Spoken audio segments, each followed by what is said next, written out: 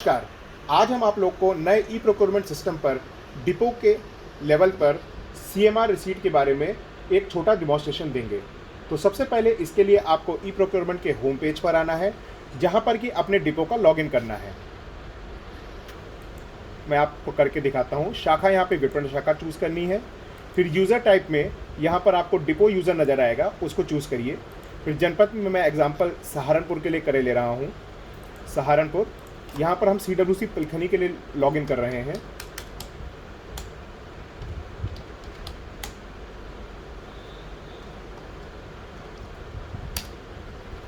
जैसे ही हम लॉगिन करते हैं तो हमारा ये होम पेज खुल के आता है। यहाँ पर एक डिपो के अंदर 3 तरह के काम करने के लिए ऑप्शंस दिए हुए हैं। सबसे पहला ऑप्शन मेरे पास डिजिटल सिग्नेचर संरक्षित करने का है, यानी कि how to register your digital signature certificate over here. दूसरा प्रविष्टि करने का ऑप्शन है कि CMR आता है तो उसकी एनालिसिस का, और दूसरा उसका एक्नॉलेजमेंट और WCM जारी करने का। तीसरा प्रविष्टि करी हुई प्रविष्टि को लॉक करने का ऑप्शन है। तो डिपो पर इन्होंने डिजिटल सिग्नेचर का तरीका बताता हूँ। यहाँ पे ऑफिसर्स के इन्होंने 4 तरह के रोल दिए हुए हैं: technical assistant, manager QC, depot incharge तथा मैनेजर डिपो। एक डिपो में अगर मल्टीपल टेक्निकल असिस्टेंट या मल्टीपल मैनेजर QC या मल्टीपल डिपो इंचार्ज या मल्टीपल मैनेजर डिपो भी होते हैं, तो उसका भी ऑप्शन इसमें है।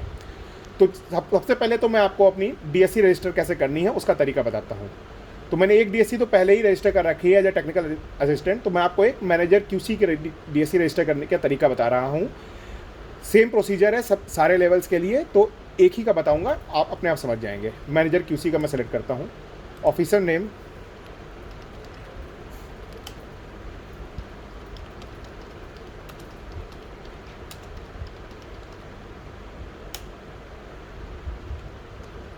सारी फील्ड्स फिल कर देनी है हमको। अपने डिजिटल सिग्नेचर सर्टिफिकेट की वैलिडिटी को एंटर करना है। यहाँ पर वैलिडिटी पीरियड उसकी कब से कब तक की है।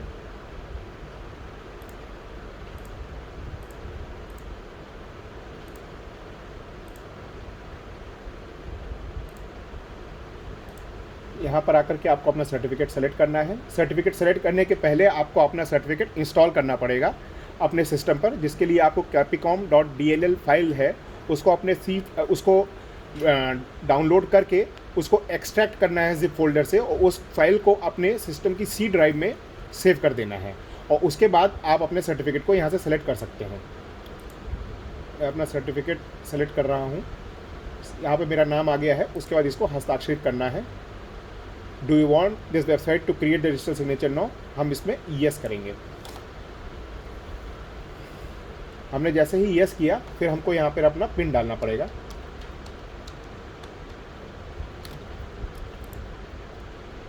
ये देखिए, जैसे ही मैंने यहाँ पर पिन डाला, अब मेरा यहाँ पर अनुज नाम से एक मैनेजर QC यहाँ पर क्रिएट हो गया है नीचे। ठीक है, इसी प्रकार से हम लोग को अपना, चूँकि डिपो इंचार्ज और मैनेजर डिपो का ही बनाना है, तो मैं आपको जल्दी जल्दी करके दिखा देता हूँ, कोई भी रैंडम नाम उठा करके।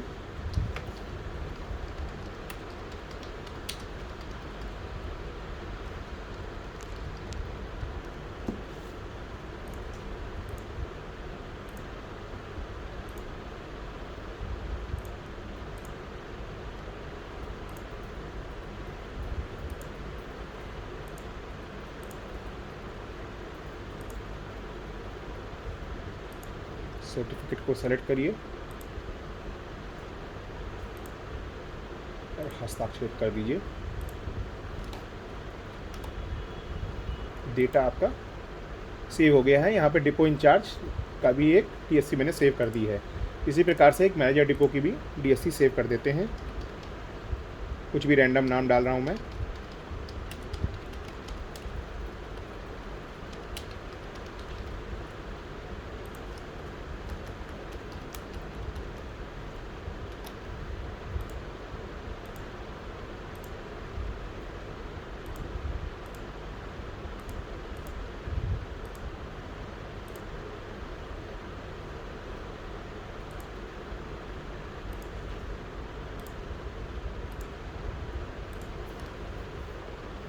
अब मैंने चारों रोल्स के लिए एक एक अपनी DSC जो है रजिस्टर कर ली है।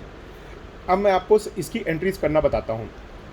उसके पहले एक चीज़ आपको ये भी बताना है कि सपोज़ मेरा कोई स्टाफ एक डिपो में पोस्टेड है और वो उस डिपो से हट करके किसी दूसरे डिपो में चला जाता है, तो यहाँ पर ये भी ऑप्शन दिया हुआ है कि हम किसी की डीएससी को ब्लॉक कर सकते हैं, अनब्लॉक कर सकते हैं। डीएससी एक बार रजिस्टर हो गई, उसको डिलीट नहीं किया जा सकता है। ये एनआईसी के द्वारा बताया गया है कि यहाँ पे कोई टेक्निकल इशू है, इस वजह से इसको डिलीट नहीं हो सकती डीएससी, लेकिन उसको ब्लॉक और अनब्लॉक कर सकते हैं। तो मैनेजर डिपो उसको या मैनेजर क्यूसी उसको ब्लॉक कर देगा अगर कोई आदमी यहाँ से ट्रांसफर होकर जाता है, और कल को फिर अगर वो वापस उस डिपो में पोस्ट हो जाता है तो उसको अनब्लॉक करके आगे उसको फर्दर यूज़ कर सकते हैं हम। अब प्रविष्टि करके देखते हैं।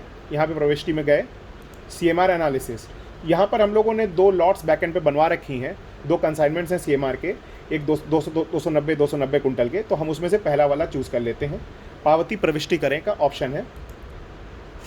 पावती प्रविष्टि करने पे सबसे पहले आपको मूवमेंट चलान के सारे डिटेल्स, तो मतलब कि कंसाइनमेंट के सारे डिटेल्स नज़र आ रहे हैं। उसमें लॉट नंबर जो है दिख रहा है आपका, ये 13 डिजिट लॉट नंबर होगा। डिस्पैचिंग सेंटर कौन सा है, प्रोक्योरमेंट एजेंसी का नाम, ट्रांसपोर्टर का नाम, ट्रांसपोर्टर की ID, type of vehicle number, driver name and type of gunnies. मतलब कि हमको इस एजेंसी ये बता के दे रही है कि हमने कौन से क्रॉप ईयर की गनी में आपको ये कंसाइनमेंट भेजा है और कितने बैग्स हमारे किस प्रकार के हैं।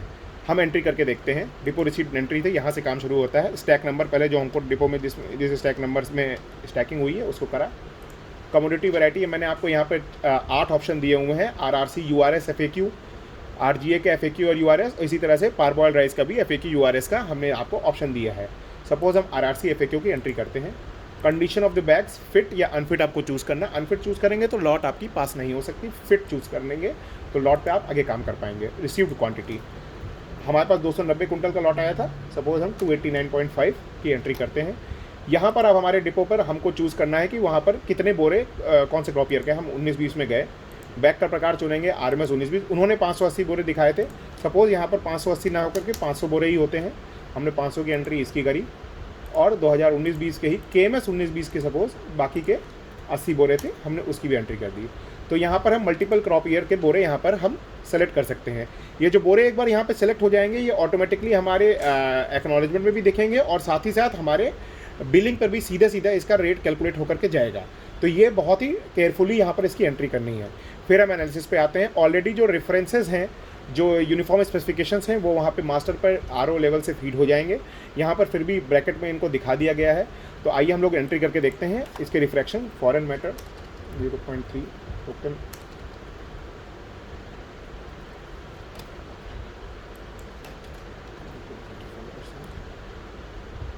डैमेज 2%, 2%,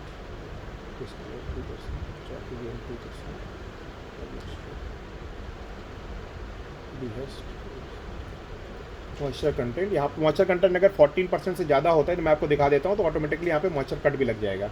देखिए जैसे मैं यहाँ पे 14.5 एंटर करता हूँ तो यहाँ पे 0.5% का यहाँ पर मॉइस्चर कट यहाँ पे लगा दिया है। अगर हम वही इसको यहाँ पर 13.5 कर देंगे तो यहाँ पे मॉइस्चर कट 0 हो जाएगा। ठीक है, हम इस एंट्री के साथ आगे बढ़ते हैं। फिर हमको इसको फाइनल करना है। ऑफिसर का रोल, पहले यहाँ पर टेक्निकल असिस्टेंट का रोल है, टेक्निकल असिस्टेंट सेलेक्ट करिए। ऑफिसर का नाम, यहाँ पर 2 लोग के नाम है, मैं ये प्रतीक नाम सेलेक्ट कर रहा हूँ। और वो डिजिटल सिग्नेचर, इसको डिजिटली साइन करना है। सर्टिफिकेट लेकर के इसको साइन कर दिया और यहाँ से ये सेलेक्ट हो गया।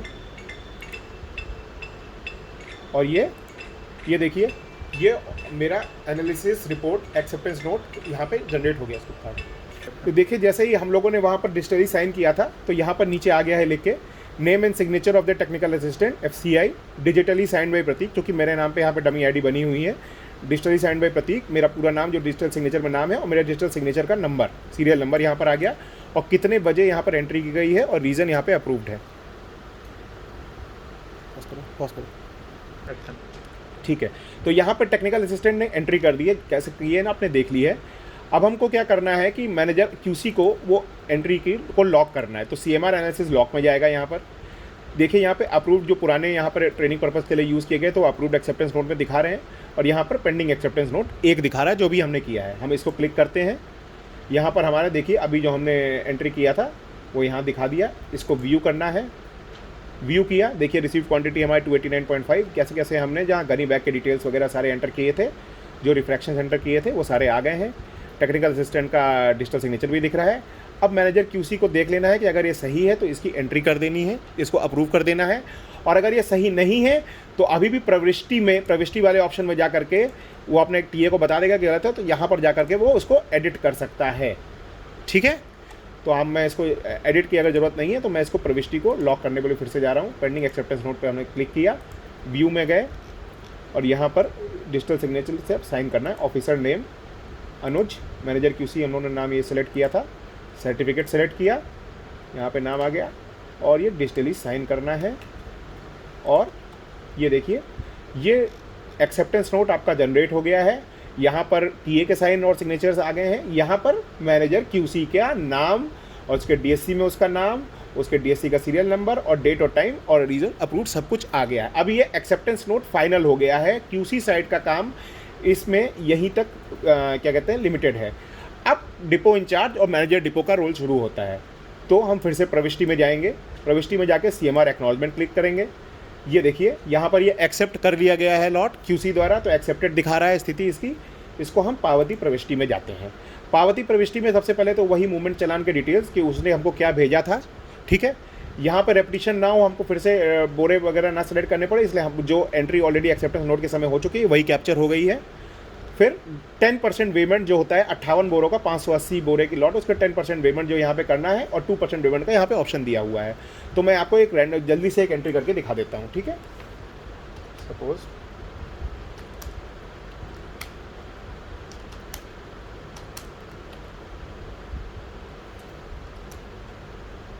मैं कुछ बोरों की एंट्री करके दिखा रहा हूँ आपको।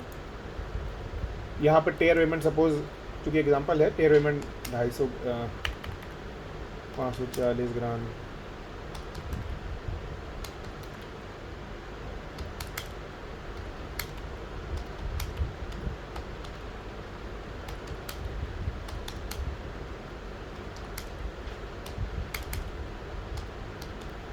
ये मैंने कुछ रैंडम एंट्रीज कर दी हैं। अब यहाँ पर आप देख सकते हैं कि एवरेज वेट पर बैग यहाँ कैलकुलेट होगा और एवरेज नेट वेट पर बैग कैलकुलेट होगा, एवरेज टेयर वेट पर बैग कैलकुलेट होगा, ये ऑटोमेटिकली कैलकुलेट होगा। यहाँ के आप कैलकुलेट बटन जाएंगे, कैलकुलेट बटन दबाने के बाद सबसे पहले आपको रोल सेलेक्ट करना है। डिपो इंचार्ज का रोल सेलेक्ट किया, ऑफिसर का नेम सेलेक्ट किया, ऑफिसर का नाम यहाँ पर आ गया।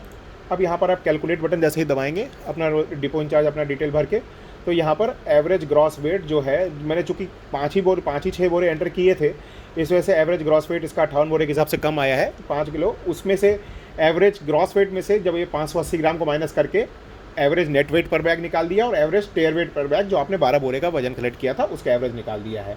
अगर ये वजन जो है 49,750 से लेकर के 50,250, अभी हम लोग वो प्रोविज़न डलवा रहे हैं, अगर ये 49,750 से लेकर के 50,250 के बीच में नहीं होगा तो ये लॉट रिजेक्ट हो जाएगी।